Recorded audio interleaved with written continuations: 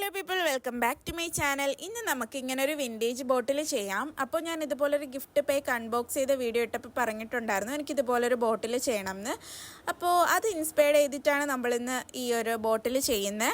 അപ്പോൾ നമ്മുടെ ചാനൽ ആദ്യമായിട്ട് കാണുന്നവരുണ്ടെങ്കിൽ പ്ലീസ് സബ്സ്ക്രൈബ് ചെയ്യുക. അതുപോലെ ഇങ്ങനത്തെ വീഡിയോസ് ഇഷ്ടമുള്ള ഫ്രണ്ട്സിനോട് ഷെയർ ആക്കി കൊടുക്കണേ.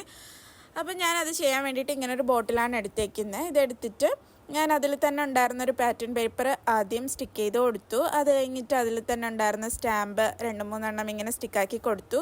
അതിലിതുപോലൊരു ലേസ് ഡോളി ഷീറ്റ് പോലൊരു സംഭവം ഉണ്ടായിരുന്നു, ക്ലോത്തിൻ്റെ ആണ് കേട്ടോ.